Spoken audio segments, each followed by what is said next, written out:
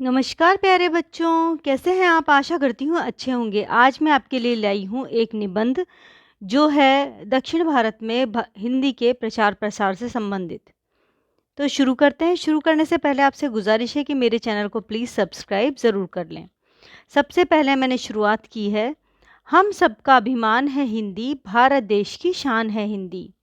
प्रस्तावना: हिंदी भाषा विश्व में बोली जाने वाली प्रमुख भाषाओं में से एक है।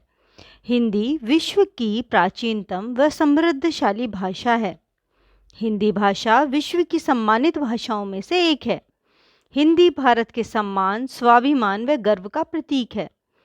हिंदी भाषा विश्व में सबसे ज़्यादा बोली जाने वाली भाषाओं में तीसरे स्थान पर है। विश्व में सम्मानित स्थान होने पर भी भारत के कुछ भागों में हिंदी को सही स्थान प्राप्त नहीं है। इसी समस्या से छुटकारा पाने के लिए महात्मा गांधी द्वारा प्रयास किए गए। गांधी जी के प्रयासों से दक्षिण भारत में भी हिंदी का प्रसार हुआ।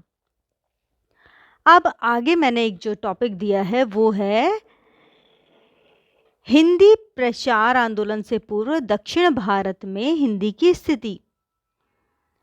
आदिकाल से भारतवासी अपने को एक देश का निवासी मानते आ रहे हैं। महात्मा गांधी ने भारत को एकता के सूत्र में बांधने के लिए हिंदी का प्रचार किया, मगर उससे पहले भी दक्षिण भारतीय हिंदी से परिचित थे। रामायण, महाभारत व गीता आदि धार्मिक ग्रंथ संपूर्ण भारत में पढ़े जाते हैं। केरल के आदि शंकराचार्य व तमिलनाडु के स्वामी रामानुजाचार्य ने संपूर्ण भारत भ्रमण कर धर्म का प्रचार किया। जैन व बौद्ध धर्म भिक्षुओं ने भी दक्षिण भारत में अपने धर्म का प्रचार किया। उत्तर भारत से अनेक तीर्थयात्री रामेश्वरम, कन्याकुमारी आदि तीर्थ स्थानों पर आते थे।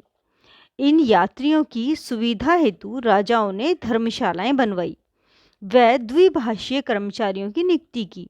ये द्विभाषीय उत्तर भारत के मेहमानों से हिंदी व उर्दू में बात किया करते थे। इन्हीं द्विभाषियों से साधारण लोगों ने भी हिंदी बोलना सीखा। दक्षिण भारत के प्रमुख मंदिरों के पुजारी भी हिंदी बोलना जानते थे। इसके अलावा उत्तर भारत व दक्षिण भारत के मध्य प्राचीन काल से व्यापार होता आ रहा है। दक्षिण भारत के मसाले व उत्तर भारत के वस्त्र, खाद्य सामग्री का आदान प्रदान होता रहा है। दक्षिण भारत के राजाओं की सेना में उत्तर भारत के मराठे, राजपूत व पंजाबी सिपाही काम करते थे। इन्हीं सब कारणों से दक्षिण भारत में हिंदी प्राचीन काल से ही बोली जाती थी। अगला टॉपिक है दक्षिण भारत में हिंदी प्रचार की आवश्यकता। दक्षिण भारत के प्रत्येक प्रांत में अलग अलग भाषाएं बोली जाती हैं। आंध्र प्रदेश में तेलुगु, कर्नाटका में कन्नड़, केरल में मलयालम व तमिलनाडु में तमिल। इन सभी राज्यों व देश के अन्य राज्यों के मध्य संपर्क हेतु एक सामान्य भाषा का होना आवश्यक है, ताकि भारत की विशेषता अनेकता में एकता बनी रहे। भारत को एकता के सूत्र में बांधने वाली हिंदी को आज भारतवासी बोलने में शर्म महसूस करते हैं। बच्चों को अंग्रेजी माध्यम के विद्यालयों में पढ़ाने पर जोर देते हैं। इन्हीं कारणों से हिंदी का विकास कम हो रहा है। आगे है हिंदी को गर्व से अपनाओ, इसके महत्व को भूल ना जाओ। इस तरह से स्लोगन यूज किया है। हिंदी संपूर्ण भारत को एकता के सूत्र में बांधती है। इसी कारण 14 सितंबर को संपूर्ण भारत में हिंदी दिवस मनाया जाता है। दक्षिण भारत में हिंदी के प्रचार के लिए महात्मा गांधी द्वारा हिंदी प्रचार सभा का निर्माण हुआ। हिंदी प्रचार सभा मद्रास। दक्षिण भारत में हिंदी प्रचार हेतु 1918 में महात्मा गांधी ने अपने पुत्र देवदास को भेजा।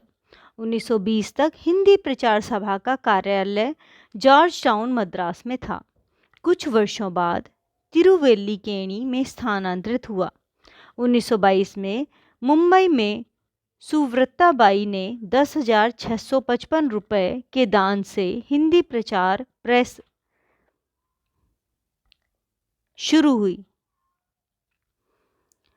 1922 में ही ईरोड में तमिलनाडु के परियार नाम से प्रख्यात श्री E.V. रामास्वामी ने अपने मकान में हिंदी प्रचार विद्यालय की स्थापना की। 1924 में मद्रास में हिंदी प्रचार विद्यालय खुला। 1927 में दक्षिण के हिंदी प्रचार कार्य को हिंदी साहित्य सम्मेलन से अलग किया गया। वह हिंदी प्रचार सभा ने स्वतंत्र संस्थान के रूप में कार्य करना आरंभ किया। नवगठित संस्थान का नाम दक्षिण भारतीय हिंदी प्रचार सभा रखा गया। महात्मा गांधी को इसका आजीवन अध्यक्ष बनाया गया। इसी वर्ष इसकी प्रथम कार्यकारिणी समिति बनाई गई। श्री हरिहर शर्मा प्रधानमंत्री पद पर, श्री हरिकेश शर्मा साहित्य मंत्री व श्री मोटोरू सत्यनारायण परीक्षा मंत्री का पद संभाला। सभा ने हिंदी सीखने और सिखाने के लिए अनेक पुस्तकों और पत्रिकाओं व समाचार पत्रों का प्रकाशन किया। भारत सरकार ने भी इसे राष्ट्रीय महत्व की संस्थान घोषित किया। संस्थान द्वारा आंध्रा में सनवती भारती, केरल में केरल भारत, कर्नाटक में भारतवाणी व तमिलनाडु में हिंदी पत्रिका का प्रकाशन किया। इसके अलावा सभा द्वारा हिंदी समाचार व दक्षिण भारत 2 पत्रिकाएं प्रकाशित होती हैं।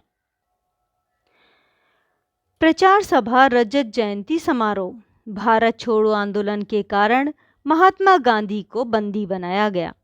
1945 में गांधी जी की रिहाई के बाद ही सभा का रजत जयंती समारोह मनाया गया। रजत जयंती 1942 में ही मनना चाहिए था, परंतु दक्षिण की तात्कालीन परिस्थितियों को देश की तात्कालीन परिस्थितियों के कारण यह संभव नहीं हो पाया।